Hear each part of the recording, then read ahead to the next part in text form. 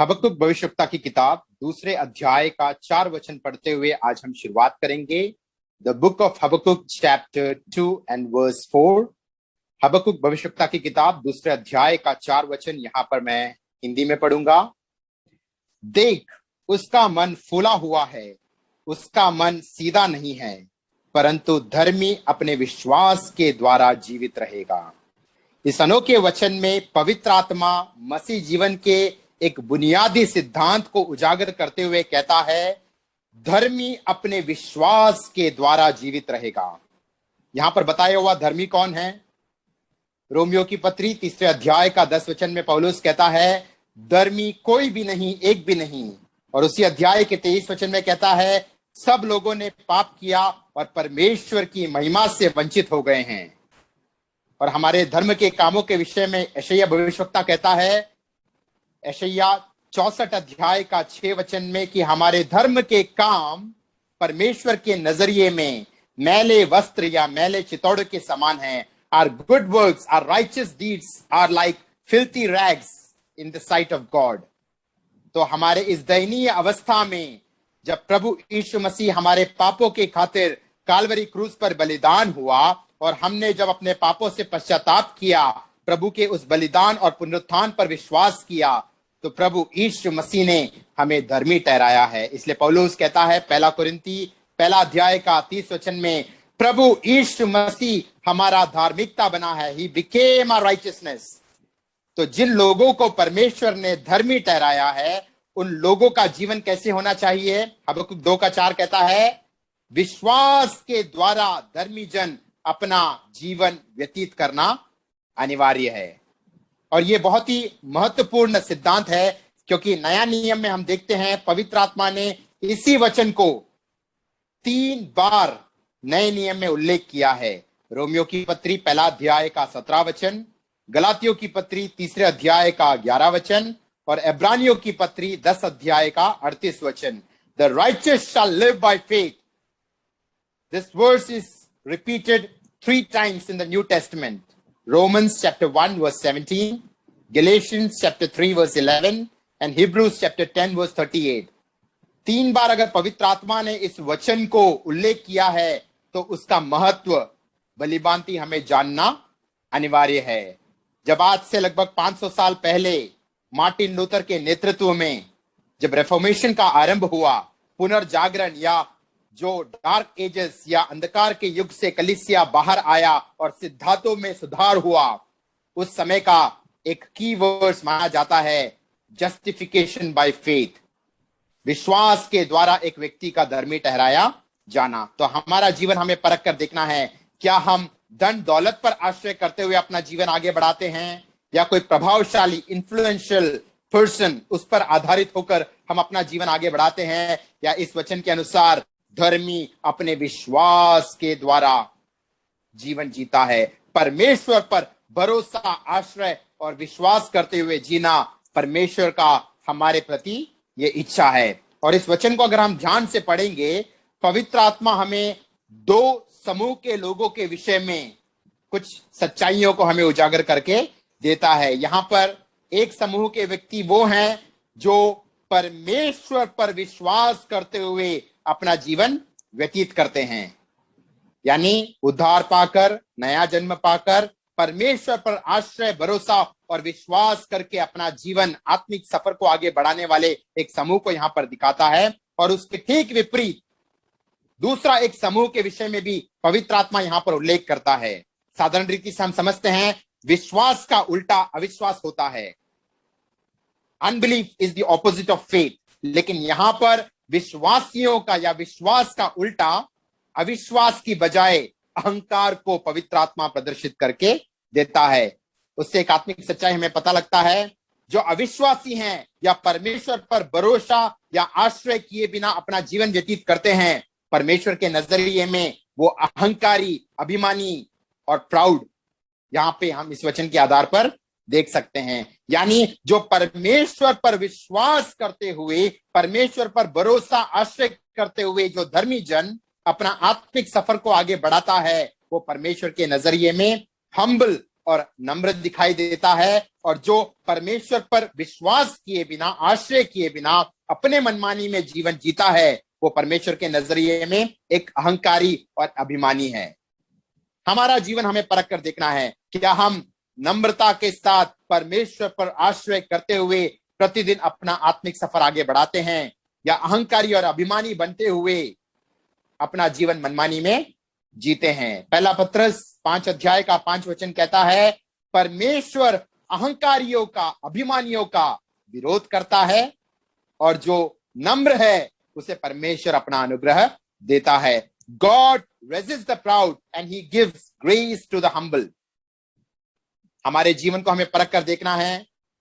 धन दौलत होना, पेरेंटल इनहेरिटेंस प्राप्त करना, पुश्तैनी दौलत प्राप्त करना, उसमें कोई बुराई नहीं है, वो अच्छी बात है। लेकिन अगर उस धन दौलत पर अगर हमें अहंकार हो गया, तो पहला पत्रस 5 का 5 कहता है, स्वर्ग का परमेश्वर स्वयं हमारा विरोधी हो जाएगा।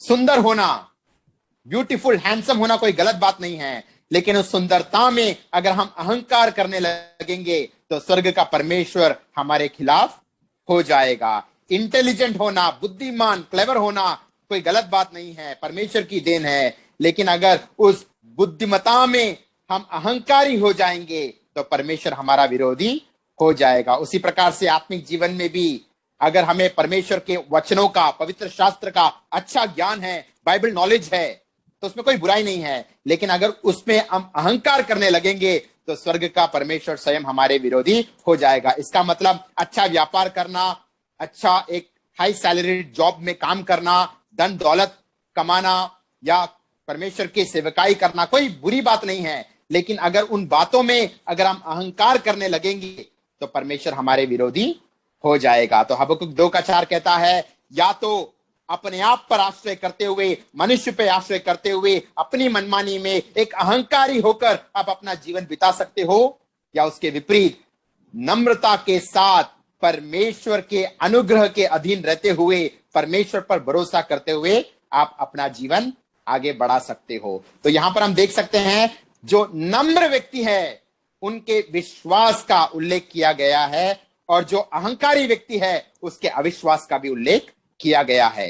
यानी हम इस प्रकार से कह सकते हैं, एक महान विश्वास और एक महान नम्रता में बुनियादी एक जुड़ाव हम देख सकते हैं। Great faith is linked with great humility. पवित्र शास्त्र में जहां जहां एक बड़ा विश्वास का उल्लेख किया गया है,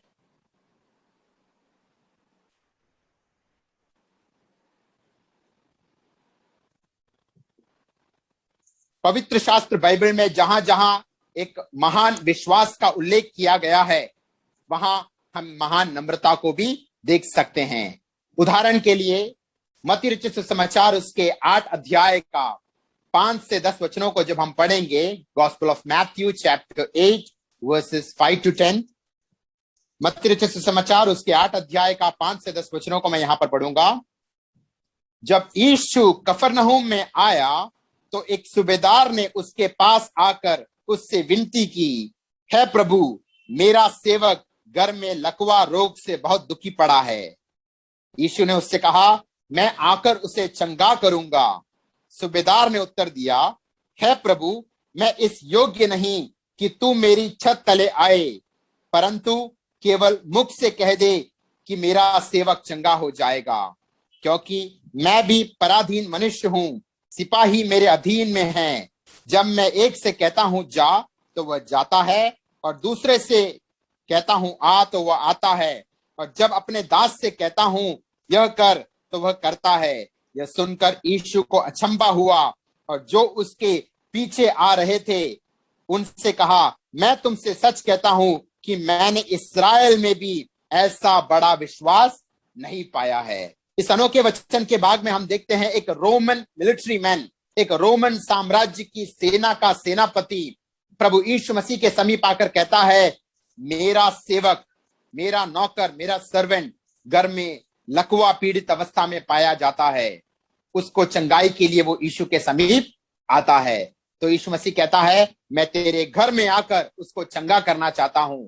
लेकिन उसके उत्तर में वो सेनापति कहता है कि प्रभु यीशु मसीह, मैं इस योग्य नहीं कि तू मेरे छत के नीचे आए, तू मेरे मकान या घर में प्रवेश करे। मैं तो एक साधारण मनुष्य हूं, मैं एक सेनापति हूं, मैं किसी के अधीन में हूं और अनेक लोग मेरे अधीन में भी है। यहाँ पर हम उस सूबेदार की, उस सेनापति की, उस रोमन मिलिट्री मैन की नम्रता को देख सकते हैं। वो कहता है, प्रभु तुझे मेरे घर तक आने की जरूरत नहीं है, यहां से ही अगर तू ऐलान कर दे, तेरे उस सामर्थशाली वचनों का उच्चारण कर दे, तो मेरा सेवक चंगाई और छुटकारा के अनुभव में आ जाएगा। और उसके उत्तर में प्रभु यीशु मसीह कहता है, अपने चेलों को देखकर कहता है, आसपास खड़े हुए लोगों को कहता है कि मैं तुमसे सच कहता हूं कि मैंने इस्राएल में भी ऐसा बड़ा विश्वास नहीं देखा। ये रोमन साम्राज्य के सेना का सेनापति कोई विश्वासी नहीं था, प्रभु यीशु मसीह का चेला नहीं था, लेकिन उसकी नम्रता को देखते हुए, उसके उस बड़े विश्वास को देखते हुए प्रभु यीशु मसीह अचंभा हुआ। Jesus was astonished. अगर हम सुसमाचारों का अध्ययन करते हैं, मत्ती रचित सुसमाचार, मरकुस, लूका और यूहन्ना, वहां पर दो संदर्भ ऐसे दिखते हैं जहां पर यीशु मसीह अचंभित हुआ। जीसस वाज एस्टोनिश्ड कहता है। एक, जब उसके चेलों ने प्रभु यीशु मसीह पर अविश्वास किया, उनके अविश्वास को देखकर यीशु मसीह अचंभित हुआ। और यहां पर देखते हैं एक अविश्वासी जिसने उद्धार भी नहीं पाया, जिसने प्रभु यीशु मसीह का चेला भी नहीं बना, उस व्यक्ति के नम्रता और विश्वास को देखकर यीशु मसीह अचंभा होता है और कहता है, जिनके पास पवित्र शास्त्र है, जो परमेश्वर की आराधना करते हैं, ऐसे इस्राएलियों के बीच में भी मैंने ऐसा बड़ा विश्वास नहीं देखा। तो यहां पर हम देखते हैं कि उस व्यक्ति की नम्रता उस व्यक्ति के विश्वास के साथ जुड़ा हुआ है। Great faith is linked with great humility. सच्चा विश्वास सच्ची नम्रता के साथ जुड़ा हुआ है। और एक दूसरा भाग में हम देखते हैं मत्ती रचित सुसमाचार, उसके 15 अध्याय का 21 से 28 वचन, gospel of Matthew chapter 15 versus 21 to 28। यीशु वहां से निकलकर सूर और सैदा के प्रदेश की ओर चला गया। उस प्रदेश से एक कनानी स्त्री निकली और चिल्लाकर कहने लगी, हे प्रभु, दाऊद की संतान, मुझ पर दया कर, मेरी बेटी को दुष्टात्मा बहुत सता रहा है। पर यीशु ने उसे कुछ उत्तर ना दिया। तब उसके चेलों ने आकर उससे विनती की, इससे विदा कर, क्योंकि वह हमारे पीछे चिल्लाती हुई आ रही है। उसने उत्तर दिया, इस्राएल के घराने की खोई हुई भेड़ों को छोड़ मैं किसी के पास नहीं भेजा गया। पर वह आई और यीशु को प्रणाम करके कहने लगी, हे प्रभु, मेरी सहायता कर। यीशु ने उसको उत्तर दिया, लड़कों की रोटी लेकर कुत्तों के आगे डालना अच्छा नहीं। उसने कहा, सत्य है प्रभु, पर कुत्ते भी वह चूर चार खाते हैं जो उनके स्वामियों के मेज से गिरते हैं। इस पर यीशु ने उसको उत्तर दिया, हे स्त्री, तेरा विश्वास बड़ा है, जैसा तू चाहती है तेरे लिए वैसा ही हो। और उसकी बेटी उसी घड़ी चंगा हो गई। इस अनोखे वचन के भाग में भी हम उस कनानी स्त्री की नम्रता और उसके बड़े विश्वास के विषय में देखते हैं। जब उसने निवेदन किया कि मेरी बेटी को चंगा कर छुटकारा दे, तब प्रभु यीशु मसीह ने जवाब में क्या दिया, इस्राएल की घराने की खोई हुई भेड़ों को छोड़कर मैं किसी के पास नहीं भेजा गया। क्या मैं लड़कों की रोटी लेकर कुत्तों के आगे डालूं? क्या ये अच्छा होगा? वहां पर अगर हम देखें तो उस स्त्री को या उस कनानी स्त्री की तुलना एक कुत्ते के साथ प्रभु यीशु मसीह ने किया करके हम देख सकते हैं। वहां पर उस पर दोष लगाने के लिए या उसको नीचा दिखाने के लिए नहीं, बल्कि उसके विश्वास को प्रकट करने के लिए प्रभु यीशु मसीह ने इस प्रकार से कहा। उस औरत ने कहा, जो कुत्ते हैं वो भी जो स्वामी के मेज से गिरे हुए चूरचार को खाते हैं, जो बचा हुआ कुचा खाना है कुत्ते खाते हैं, उतना ही मुझे मिलना काफी है। तो उस वचन के आधार पर हम देख सकते हैं जो भोजन है वो प्रभु यीशु मसीह का या स्वर्ग राज्य का सुसमाचार है, और जो बचा हुआ चूरचार है वो हम एक रीति से चंगाई और छुटकारा को देख सकते हैं। तो यहां पर उस व्यक्ति ने उस कुत्ते की पदवी या पूरी नम्रता के साथ अपने आप को दीन किया और वहां पर उसके एक बड़े विश्वास को भी परमेश्वर के सामने प्रकट किया। और यीशु मसीह कहता है, ऐसा बड़ा विश्वास मैंने और कहीं नहीं देखा। तो great faith is always linked with great humility. हमारा जीवन परख कर देखना है, अगर हम किसी बात में अहंकार करते हैं, हम किसी बात में अभिमानी हो जाते हैं, तो स्वयं परमेश्वर हमारे विरोध में हो जाता है। लेकिन उस रोमन साम्राज्य के सेनापति या सूबेदार के समान अगर हम नम्रता धारण करते हैं, या इस कनानी स्त्री के समान दीनता धारण करते हैं, तो हमारे विश्वास को परमेश्वर सराहना देगा। Jesus Christ will appreciate our faith and humility. प्रभु यीशु मसीह कभी भी किसी की प्रशंसा करने के लिए या सराहना करने के लिए कभी कंजूसी नहीं दिखाता था। जब पतरस को एक प्रकाशन प्राप्त हुआ, तो वहां पर पतरस की सराहना और प्रशंसा प्रभु यीशु मसीह ने की। नथानियल के जीवन में एक खूबियत देखी, तो वहां पर नथानियल की परमेश्वर ने सराहना की। और जब सूबेदार के जीवन में नम्रता और दीनता को देखा और उसके बड़े विश्वास को देखा, और इस कनानी स्त्री के जीवन में उसकी नम्रता, दीनता और बड़े विश्वास को देखा, तो यीशु मसीह सबके सामने उनके बड़े विश्वास की सराहना करता है। तो परमेश्वर चाहता है कि हम नम्रता, दीनता धारण करते हुए, परमेश्वर का अनुग्रह प्राप्त करते हुए, विश्वास पर आधारित अपना जीवन आगे बढ़ाए। पहला तिमोथी पहला अध्याय का 19 और 20 वचन जब हम पढ़ते हैं, फर्स्ट तिमोथी चैप्टर 1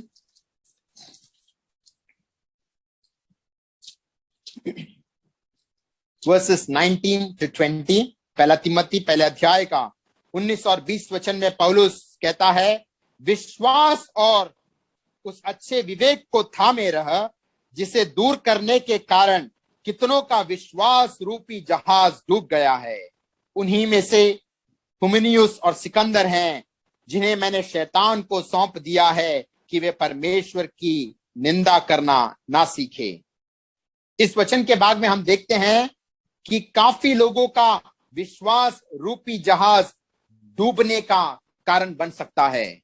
हम मलयालम में इस प्रकार से गीत गाते हैं, विश्वास जीवित पड़गिल ज्ञान सियो नगरील होगुनु ज्ञान, विश्वास नायक नेशुविन नोकी विश्रम देशतु होगुनु ज्ञान। तो हमारा विश्वास रूपी जहाज जब इस संसार के समुद्र में, सागर में आगे बढ़ता है, तो वो एक शिपरेक या डूबने का एक पॉसिबिलिटी यहां पर दिखाई देता है। पौलुस कहता है, विश्वास और उस अच्छे विवेक को थामे रह, से दूर करने के कारण कितनों ने विश्वास रूपी जहाज को डुबा दिया। उन्होंने अपने आत्मिक जीवन का आरंभ तो किया, उन्होंने नया जन्म पाया, उद्धार पाया, आत्मिक जीवन के सफर में आगे भी बढ़ रहे थे, लेकिन अचानक आंधी और तूफान के बीच में उनका विश्वास रूपी जहाज डूब गया। शिपरेक अवस्था में वो पाया जाता है। और यहाँ पर पौलुस नाम लेने में हिचकिचाता नहीं है। वो कहता है, हुमिनियुस और सिकंदर ऐसे व्यक्ति हैं जिन्होंने उद्धार पाया, नया जन्म पाया, परमेश्वर के वचनों का संदेश भी देते थे, सेवकाई भी करते थे, लेकिन विश्वास और अच्छे विवेक को उन्होंने नहीं थामा, इसलिए उनका विश्वास रूपी जहाज डूब गया। यहाँ पर एक चेतावनी देते हुए पौलुस कहता है, हमें उन व्यक्तियों के समान नहीं बनना चाहिए। तो विश्वास और अच्छे विवेक का होना बहुत अनिवार्य है।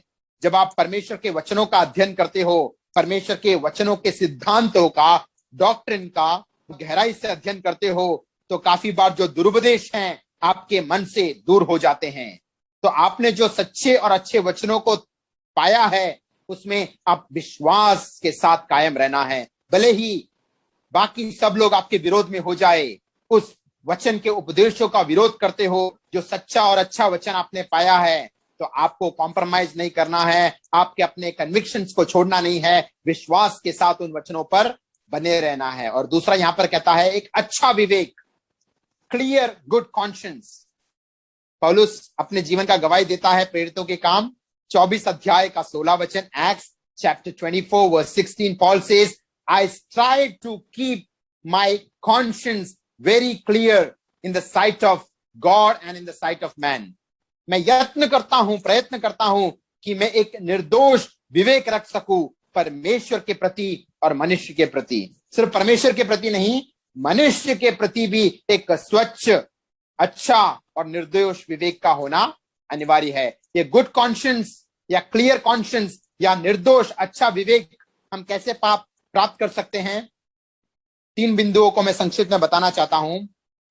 जब हम किसी के विरोध में कुछ पाप करते हैं, किसी के विरोध में हम कुछ गलत बात करते हैं, तो परमेश्वर चाहता है हम मन फिरावट के मनोभाव में, पश्चाताप के मनोभाव में उस व्यक्ति को जाकर हमें क्षमा याचना करना है। जो भी हमने गलती किया है, पाप किया है, बुराई किया है, उसको अंगीकार करते हुए उस व्यक्ति से भी क्षमा याचना करना है और स्वर्गीय पिता परमेश्वर से भी क्षमा याचना करना है। दूसरा बिंदु, अगर किसी व्यक्तियों ने आपके विरोध में बुरी बातें की है या आपके विरोध में कुछ काम किया है, तो हमें पूरे हृदय से उन्हें क्षमा करना है। कोलोसी 3:13 में पौलुस कहता है, जैसा प्रभु यीशु मसीह ने हमें क्षमा किया है, वैसे हमें उन लोगों को क्षमा करना है। प्रभु यीशु मसीह ने हमारे कितने पापों को क्षमा किया है?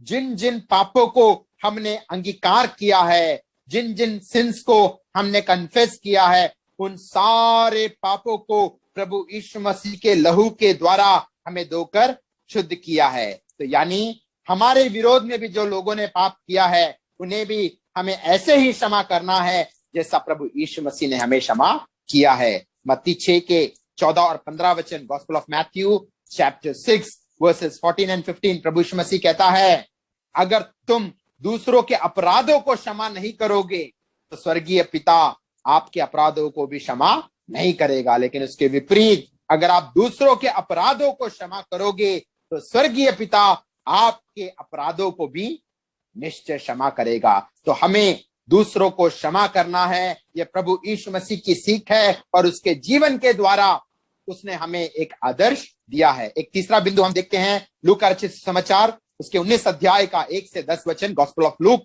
Chapter 19 versus 1 to 10। वहां पर ज़क्कियस या जक्कई नामक टैक्स कलेक्टर, चुंगी लेने वाला या चुंगी लेने वालों का सरदार के विषय में हम देखते हैं। अपने जीवन में बहुत ही बेईमानी से, डिसऑनेस्टी के साथ दूसरों का पैसा ऐंठते हुए बेईमानी में जिया हुआ एक व्यक्ति था।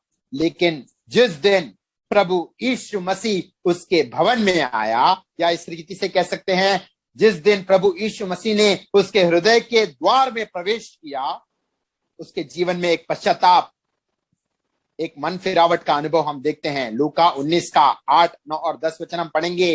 वहां पर जक्कई ऊंची आवाज में कहता है, प्रभु यीशु मसीह जब उसके भवन में प्रवेश करता है, एक पश्चाताप के मनोभाव में जक्कई कहता है वहां पर कि मैं बहुत बेईमानी से, डिसऑनेस्टी के साथ धन कमाया है, इसलिए मेरी संपत्ति का आधा भाग मैं कंगालों और गरीबों को बांट दूंगा, और दूसरा, जिनसे भी मैंने गलत रीति से पैसा ऐंठा है, बिल्कुल उसका 4 गुना उनको लौटाकर मन फिरावट के मनोभाव में आऊंगा। यानी धन के प्रति एक पश्चाताप का मनोभाव वहां पर दिखता है। अपनी संपत्ति का आधा कंगालों को देने का निर्णय, और जिनसे भी गलत रीति से पैसा कमाया है या ऐंठा है, उनको 4 गुना लौटाने का एक निर्णय जब जक्कई लेता है, उसके अगले वचन में यीशु मसीह कहता है, The salvation has come to this home। उद्धार आज इस घर में आया है। ना अभी तक उसने कंगालों को आधा संपत्ति बांटा और ना उसने 4 गुना लौटाया, सिर्फ उसका निर्णय को परमेश्वर ने प्रशंसा और सराहना किया। हम भी जब मन फिरावट का एक निर्णय लेते हैं तो परमेश्वर हमारी प्रशंसा और सराहना करता है और कहेगा कि salvation has come।